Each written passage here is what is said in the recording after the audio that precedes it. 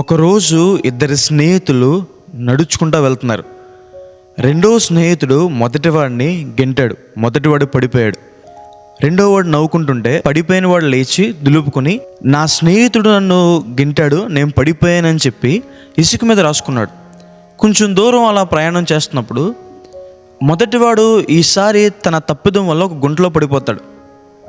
రెండోవాడు కష్టపడి తనకి దెబ్బలు తగిలిన పైకి తీసుకొస్తాడు మొదటివాడిని.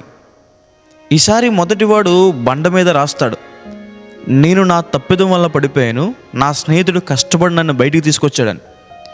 రెండోవాడు అడుగుతాడు, ముందు ఇసుక మీద రాసావు, ఇప్పుడు బండ మీద రాస్తున్నావు ఎందుకనంటే, ఇసుక మీద రాసింది చెరిగిపోతుంది, బండ మీద రాసింది స్థిరంగా ఉంటుంది కదా, అందుకే కీడు మర్చిపోవాలని మేలు స్థిరంగా ఉండాలని రాసానన్నాడంట.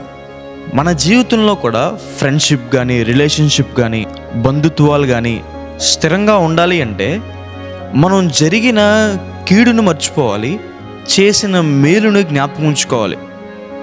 బైబిల్లో మంచి ఫ్రెండ్స్ ఉంటారు. డేవిడ్ అండ్ జోనతాన్, దావీదు మరియు యోనతాన్ ఒకరికొకరు సహాయం చేసుకున్నారు. షడ్రక్, మేషక్, అబేద్నెగో దేవునిలో బలపడుతూ దేవుని కోసం అగ్నిగుండంలోకి వెళ్ళడానికైనా సిద్ధపడ్డారు. క్రీస్తు ప్రభువారు మనకు నిజమైన స్నేహితుడు.